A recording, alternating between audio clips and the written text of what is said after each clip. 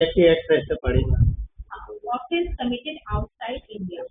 When an offense is committed outside India, A. by a citizen of India, whether on the high seas or elsewhere.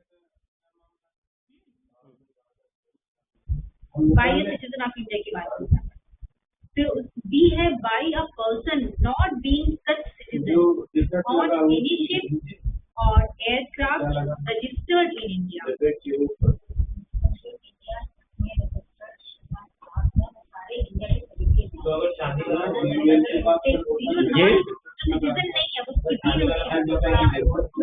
हम ये जानना चाह रहे हैं कि क्या दो अलग अलग कंट्री के लोग without the consent of the government marriage valid होगी कि नहीं होगी?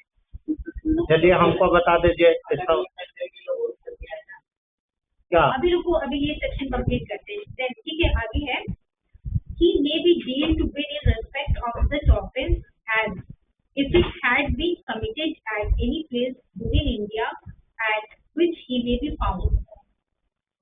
जो यहाँ पे नॉन सिटीजन की बात हो रही है ना, कि उनके लिए फिर प्रोवाइडेड में ये दिया है कि that notwithstanding anything in any of the proceeding sections of this chapter, no such offence shall be inquired into or tried in India except with the previous sanction of the central government.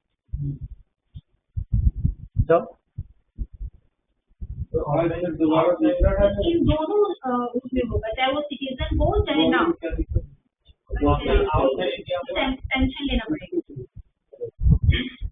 When an offence is committed outside India, तो यही main line है। तो offence India में कैसे commit हुआ? जब वो citizen, अगर वहाँ के सिटीजन हैं तो यहाँ शादी करने के लिए, मान लीजिए कि आपके हिसाब से आई एम एडमिटिंग की बहराइच में शादी हो गया, मैं एडमिट कर इतना for the sake of argument we are admitting की marriage happen to allege to be in Bahraich. इसके बाद क्या नेपाल का, पाकिस्तान का, बांग्लादेश का, भूटान का, any country other than India में आकर के without any permission of central government as well state government कोई भी आदमी मैरिज कर सकता है? What is the correct law? अच्छी दूसरी चीज, हमारा ये कहना है कि इनका सिटीजनशिप जो है वो नेपाल का है, तो अगर इन्होंने इंडिया में शादी भी करना बताया है तो they have entered in India illegally. Marriage पर से इज इलीगल, नंबर 1। दूसरी चीज, अगर उस मैरिज पे FIR भी होती है तो इंसिडेंट की जो शुरुआत है वो नेपाल से है कि नेपाल में काम कर रहे थे, नेपाल में काम करते करते वहाँ घर के पास में पहुँच गए और इस तरीके से हमारा कांटेक्ट हुआ। तो पॉइंट ऑफ क्राइम कहाँ से शुरू होगा? जहाँ फर्स्ट इंस्टेंस होगा वहीं से तो शुरू होगा। इनके हिसाब से ये कह रहे हैं कि नेपाल में जा रहे थे, नेपाल में इनकी फर्नीचर की दुकान थी और वहाँ पे इनके बगल में मेरा भी घर था। धीरे धीरे हम लोग बात करते रहे और मोबाइल पे कम्युनिकेशन होता रहा और मैरिज हो गई, सब्सिक्वेंटली मैरिज हो गई। तो पॉइंट ऑफ फर्स्ट इंस्टेंस कहाँ पे है? नेपाल। तो crime whatever has been started that is the palace of outside of India. तो 188 अट्रैक्ट हो गया कि नहीं?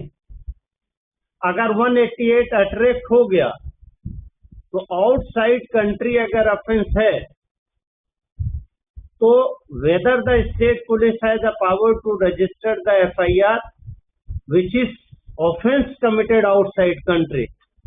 No.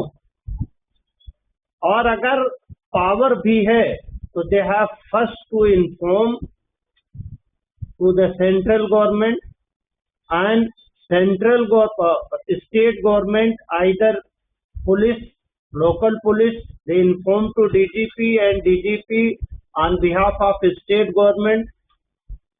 On behalf of state government, they have to send a consent and sanction letter to the central government, and central government must be communicated to the government of Nepal.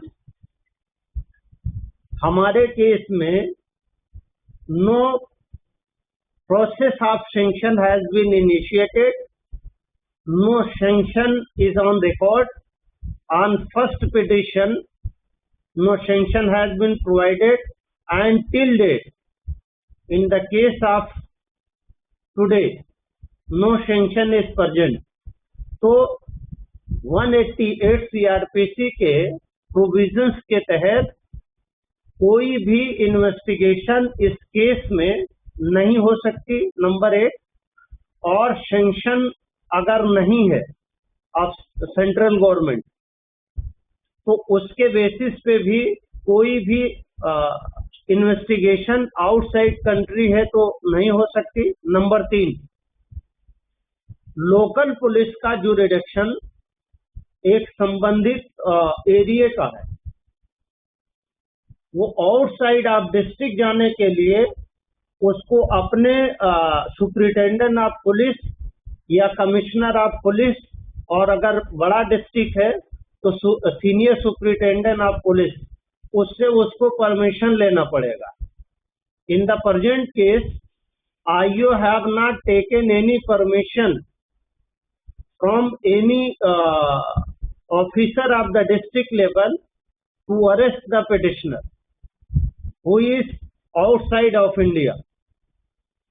तो इसमें procedural error है और constitutional validity involve है, और we are consenting territory country.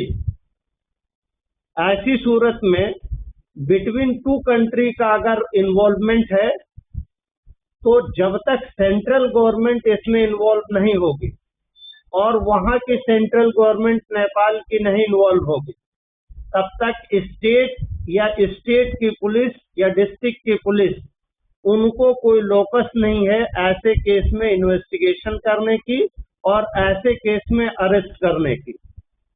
उसमें याकूब मेमन में जो supreme court ने डील किया है, ट्रीटी उसमें भी थी, अब्दुल करीम तेलगी के केस में था, और इसी तरीके से हेडली के केस में भी डिफाइन किया था।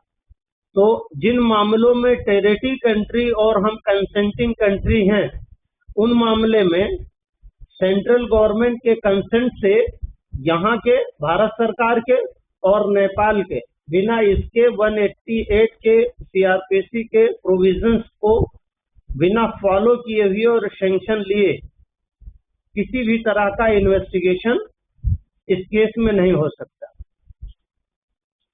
और matches for investigation.